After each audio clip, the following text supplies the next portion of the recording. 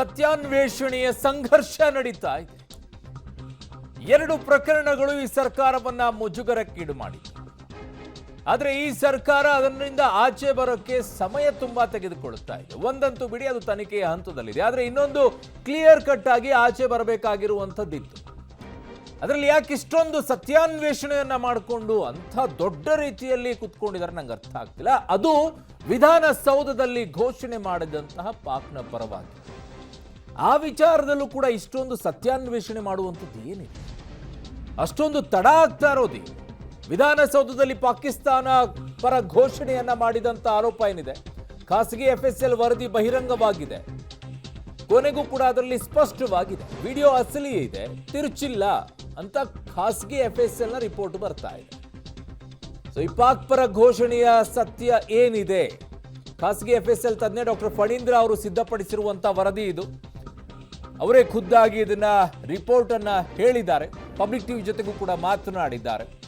ಸ್ಪಷ್ಟವಾಗಿ ಹೇಳುತ್ತಾರೆ. ಅದರಲ್ಲಿ ಎರಡು ಘೋಷಣೆಗಳು ಏನು ಬರುತ್ತೆ, ಆ ಘೋಷಣೆಯ ವಿಚಾರದಲ್ಲಿ ಬರುವಂಥದ್ದು ಸಾಬ್ ಬ ಅಂತ ಬರೋದಕ್ಕೂ ನ ಅಂತ ಬರೋದಕ್ಕೂ ವ್ಯತ್ಯಾಸ ಇದೆ ಲಾಸ್ಟಿಗೆ.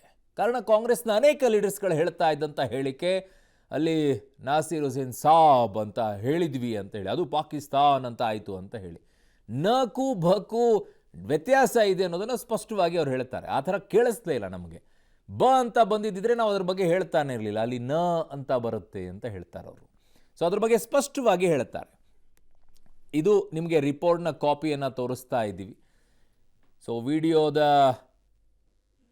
ಪ್ರೈಮ್ ಆಗಿ ನಿಮಗೆ ಆ ವಿಡಿಯೋದಲ್ಲಿರುವಂಥ ಲೈನ್ ಏನಿದೆ, ಘೋಷಣೆಯನ್ನು ಕೂಗಿರೋದು, ಆ ವಿಚಾರದಲ್ಲಿ ಅವರು ಸ್ಪಷ್ಟವಾಗಿ ಅದರಲ್ಲಿ ಉಲ್ಲೇಖವನ್ನು ಮಾಡಿ ಹೇಳ್ತಾ ಇದ್ದಾರೆ.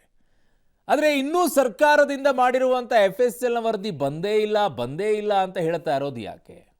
ಇಷ್ಟೊತ್ತಿಗೆ ಅದರಲ್ಲಿ ಆ ಘೋಷಣೆ ಇಲ್ಲ ಅನ್ನೋದಾಗಿದ್ದರೆ ಸರ್ಕಾರ ಇಷ್ಟೊತ್ತಿಗೆ ಮುಗಿಬೀಳ್ತಾ ಇತ್ತು. ಸುಳ್ಳು ಹೇಳ್ತಾ ಇದ್ರೆ ನೀವೆಲ್ಲ ಅಂತ ಹೇಳಿ. ಬಟ್ ಅದರಲ್ಲಿ ಇರೋದಕ್ಕೇನೆ ವಾಯ್ಸ್ ಟೆಸ್ಟಿಂಗ್ ಎಲ್ಲ ಮಾಡಿಸ್ತಾ ಇದ್ದಾರೆ. ಇಂಟರ್ನೆಟ್ ಯೂಟ್ಯೂಬ್ಗಳಲ್ಲಿ ಏನು ಬ್ರಾಡ್ಕಾಸ್ಟ್ ಆಗಿದೆ ಆ ಕ್ಲಿಪ್ಪಿಂಗ್ನ ನಾವು ಕೂಡ ಆಧಾರಿತವಾಗಿ ಮತ್ತು ಅವತ್ತು ಫಸ್ಟ್ ಡೇ ಏನು ಬ್ರಾಡ್ಕಾಸ್ಟ್ ಆಗಿತ್ತು ಅದರ ಆಧಾರಿತವಾಗಿ ನಾವು ಅದನ್ನು ಎಕ್ಸಾಮಿನೇಷನ್ ಮಾಡಿದ್ದೀವಿ. ಪಾಕಿಸ್ತಾನ್ ಜಿಂದಾಬಾದ್ ಅಂತ ಹೇಳಬೇಕಾದ್ರೆ ಅಥವಾ ನಾಜೀರ್ ಸಾಬ್ ಜಿಂದಾಬಾದ್ ಅಂತ ಹೇಳೋದಕ್ಕೆ ಒಂದು we call something as phonetic analysis ಅಂತ ಕರಿತೀವಿ. ಎರಡನೇದು ಅಕಾಸ್ಟಿಕ್ ಅನಾಲಿಸಿಸ್ ಅಂತ ಕರಿತೀವಿ. ಫೋನೆಟಿಕ್ಸಲ್ಲಿ ನಾವು ಯಾವ ಅಕ್ಷರನ ಯಾವ ಮಾತಾಡಬೇಕಾದ್ರೆ ಅದಕ್ಕೆ ಎಷ್ಟು ನಾವು ಉಸಿರು ಆಚೆ ಹಾಕ್ತೀವಿ ಅಥವಾ ಎಷ್ಟು ಹಿಡಿತೀವಿ ಅನ್ನೋದ್ರ ಬಗ್ಗೆ ಅದಕ್ಕಿರುವಂಥ ಒಂದು ಸ್ಟಡಿ ಅದು. ಸೊ ಆ ಒಂದು ಆಧಾರದ ಮೇಲೆ ನಾವು ಎಕ್ಸಾಮಿನೇಷನ್ ಮಾಡ್ತಾ ಹೋದಾಗ we have done certain audio enhancement, noise reduction ಅಂತ ಕೆಲವು ಹಂತವಾಗಿ ಎಕ್ಸಾಮಿನೇಷನ್ ಬರ್ತವೆ. ಅದ್ರ ಪ್ರಕಾರ ಮಾಡ್ತಾ ಹೋದಾಗ ನಾವು ಕ್ಲಿಯರ್ ಕಟ್ಟಾಗಿ ಪಾಕಿಸ್ತಾನ್ ಜಿಂದಾಬಾದ್ ಅನ್ನೋ ಒಂದು ಪದ ಏನಿದೆ ಅದು ಹೈಲಿ ಪ್ರಾಬಲ್ ಆಗಿ ನಮ್ಗೆ ಕೇಳಿಸ್ತಿರೋ ಥರ ಬಂದಿದೆ. ಅದು ನಾವು ತೊಗೊಂಡಿರುವಂಥ complete length of the video ಏನಿದೆ ಅದಕ್ಕೆ ನಮ್ಮ ಮಧ್ಯದಲ್ಲಿ ಟ್ರಿಮ್ ಆಗಿದ್ದರೆ ನಮಗೆ ಫ್ರೇಮ್ ಟು ಫ್ರೇಮ್ ಅನಾಲಿಸಿಸಲ್ಲಿ ನಮಗೆ ವ್ಯತ್ಯಾಸ ಬರ್ತದೆ.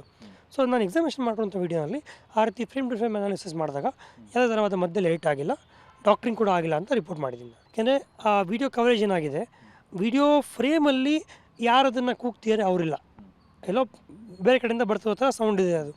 ಸೊ ಹಾಗೆ ಆ ವಿಡಿಯೋ ಎಡಿಟ್ ಆಗಿಲ್ಲ ಅಂತ ಫಸ್ಟ್ ಕನ್ಫರ್ಮೇಷನ್ ತೊಗೊಂಡ ನಂತರ ಆಡಿಯೋ ಯಾವ ರೀತಿ ಕೇಳಿಸ್ತದೆ ಅದನ್ನ ಎನ್ಹ್ಯಾನ್ಸ್ ಮಾಡಿ ನಾವು ರಿಪೋರ್ಟ್ ಮಾಡಿದ್ದೀವಿ. ಪಾಕಿಸ್ತಾನಕ್ಕೆ ಮೊದಲು ಪಾ ಬರಬೇಕಿದೆ, ನಾಜೀರ್ ಸಾಬ್ಗೆ ಮೊದಲು ನಾ ಬರಬೇಕಿದೆ. ಸೊ ಆ ರೀತಿಯಲ್ಲಿ ನಾವು ಮೊದಲನೇ ಅಕ್ಷರ ಮತ್ತು ಕಡೆ ಅಕ್ಷರ ಎರಡಕ್ಕೂ ಉಲ್ಟಾ ಇದೆ. ಎಕ್ಸಾಮಿನೇಷನ್ ಮಾಡಿದ ನಂತರ we have clearly given the inference saying it's Pakistan and not Nazir Saab. So ಇನ್ನೊಂದು ಆರೋಪ ಈಗ ಬರ್ತಾ ಇದೆ.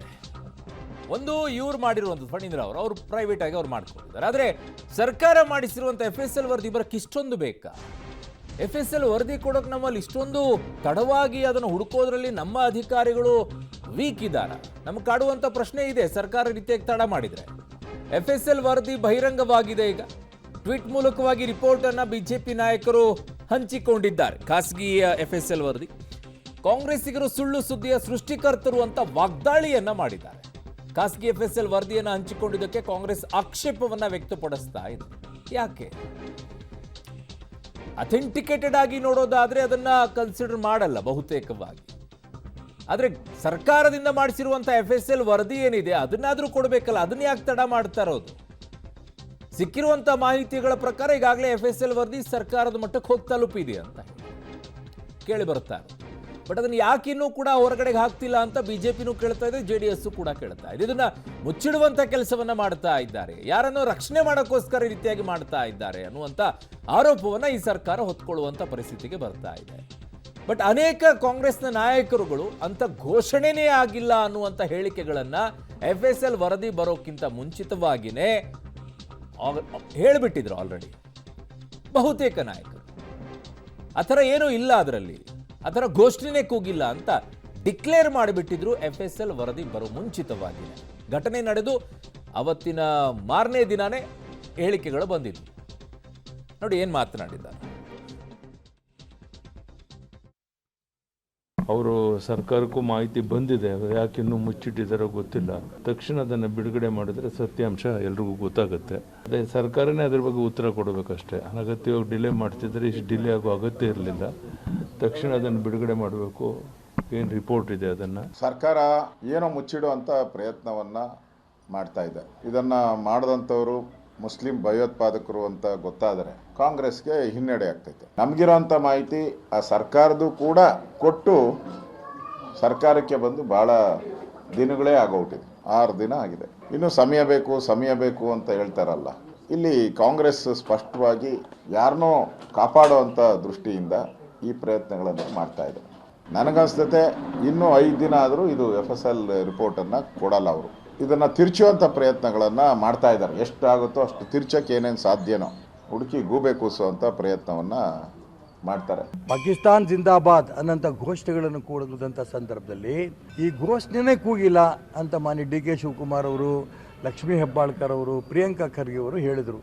ಈ FSL ರಿಪೋರ್ಟ್ ಬರ್ತಾ ಇದೆ. ನಮಗೆಲ್ಲ ಗೊತ್ತಿರೋ ಪ್ರಕಾರ FSL ರಿಪೋರ್ಟ್ನಲ್ಲಿ ಯಾವುದೇ ತಿರುಚಿಲ್ಲ ಅನ್ನೋಂಥ ರಿಪೋರ್ಟಿಗೆ ಅಲ್ಲಿ ಬಂದಾಗಿದೆ. ಇವು ಪಾಕಿಸ್ತಾನ್ ಜಿಂದಾಬಾದ್ ಅಂತ ಕೂಗಿರೋದು ಸತ್ಯ ಅಂತ ಆಗಿರೋದ್ರಿಂದ ನೈತಿಕ ಹೊಣೆಯನ್ನು ಹೊತ್ತು ಖಾಸಗಿ ಸಂಸ್ಥೆದ್ದು ನಾವು ಗಣನೆಗೆ ತಗೊಳ್ಳೋದಿಲ್ಲ.